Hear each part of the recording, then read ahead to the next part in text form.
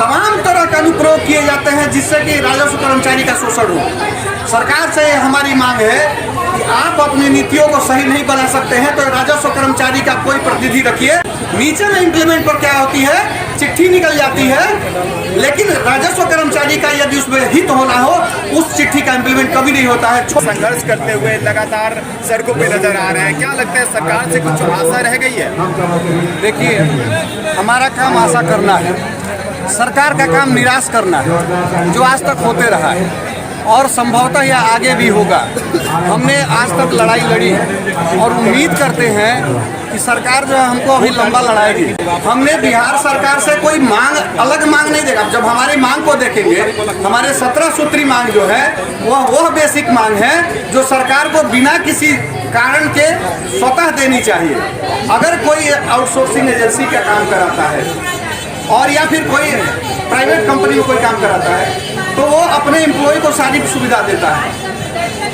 Private employ अपने घर से नहीं ले जाता है, सरकारी एम्प्लॉय अपने घर से नहीं ले जाता है और हमको आप उससे भी नीचे रखते हैं, कोई सुविधा नहीं देते। पंचायतों में काम कराते हैं, पंचायत में जहाँ पर कोई सुविधा नहीं होती है, सारी अभाव में। और सबसे बड़ी बात, 8000 पंचायत में 4000 का लगभग 4500 का लगभग राज कर्मचारी आज काम कर रहे हैं। 24 घंटे आप हमसे काम कराते हैं, कोई व्रत त्योहार, कोई छुट्टी नहीं, कोई रविवार छुट्टी नहीं, कोई व्यवस्था में हमको कोई छुट्टी नहीं देते हैं। हर रोज कोई ना कोई नया सॉफ्टवेयर में चेंज करके बदलाव लाते हैं और तमाम तरह का अनुप्रयोग किए जाते हैं जिससे कि राजस्व कर्मचारी का शोषण हो। सरकार से हमारी मांग है कि आप अपनी नीतियों को सही नहीं बना सकते हैं तो राजस्व कर्मचारी का कोई प्रतिनिधि रखिए। संघ से पूछ लीजिए, संघ आपको बताएगा कि क्या रास्ता निकलना चाहिए। आप ऐसी कमरों में बैठ करके और धूल फाँकने वाली व्यवस्थाओं के साथ काम करने वाले वैसे मजदूरों और मजबूर लोगों के साथ आप अन्याय कर रहे हैं जो दिन रात आपके काम के लिए मरता है।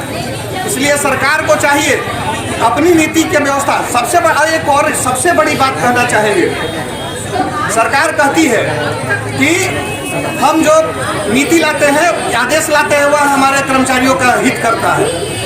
नीचे में उसका इंप्लीमेंट किस तरह से होता है उसको देखने वाली बात है। नीचे में इंप्लीमेंट पर क्या होती है, चिट्ठी निकल जाती है, लेकिन राजस्व कर्मचारी का यदि उसमें हित होना हो उस चिट्ठी का इंप्लीमेंट कभी नहीं होता है। छोटी सी बात समझिए। संदीप सौरभ आए हुए थे समर्थन देने के लिए, आपको क्या कुछ लग रहा है आपको? देखिए, संदीप सौरभ जी आए थे और निश्चित रूप से हमारे संघर्षों में वो साथ रहे हैं। वो आज भी हमें यह आश्वासन देके गए हैं कि सड़क से आप हैं तो सदन में हम हैं, सदन में हम आपकी बात को उठाएंगे, आप सड़क पर हमारा साथ रखें। हम दोनों मिल करके आपकी मांग का समर्थन करते हुए सरकार से हमारी मांग को दिलवाएंगे।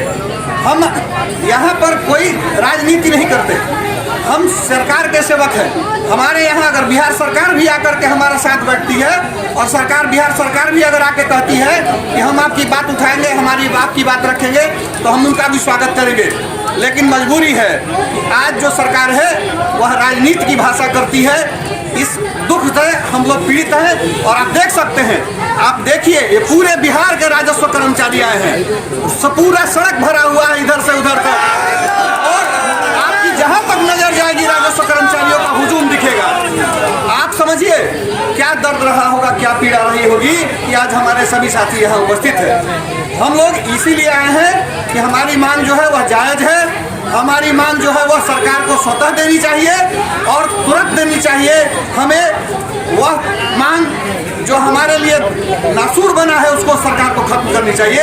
अगर नहीं होती है तो सरकार को हम लोग मजबूरन यह बात कहना पड़ रहा है कि अगर हमारी मांग नहीं मानी जाती है तो हमें सरकार के विरुद्ध और इस व्यवस्था के, जिस व्यवस्था के हम शिकार हैं, उस व्यवस्था के विरुद्ध सरकार यानी सरकार के जो नीतिगत फैसले हैं जिससे हमारा अहित होता है, उन फैसलों के विरुद्ध हम लोग चरणबद्ध आंदोलन करेंगे। अच्छा, ऐसा भी मामला देखने को मिला है कि दिव्यांग महिला रहती है, उनको भी 200 किलोमीटर 150 किलोमीटर दूर भेज दिया 400 किलोमीटर। तो बताइए कैसे वह अपने सेवा धर्म को सही तरीके से सफल बना पाएंगे? यह सरकार को सोचनी चाहिए, यह सरकार को सोचनी चाहिए कि लोगों के उपकार के लिए और सारी व्यवस्थाओं को सरकार पूरे बिहार में सुरक्षित और संरक्षित करने के लिए करती है।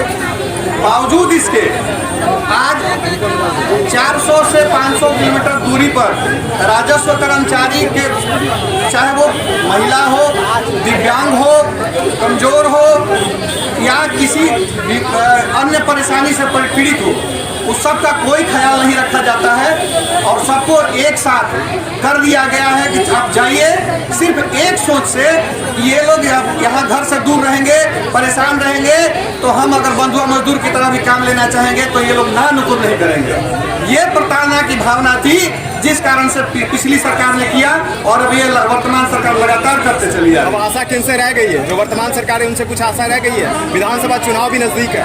हमारी सरकार से आशा नहीं है, हमारी आशा संविधान से है, हमारी आशा विधान से है, हमारी आशा और फिर बच गया तो फिर हमारा न्यायालय से है। हम सड़क से सदन तक संविधान के तहत लड़ाई लड़ेंगे और अपनी जीत के लिए हम लोग प्रतिबद्ध हैं, हम लोग लड़ते रहेंगे।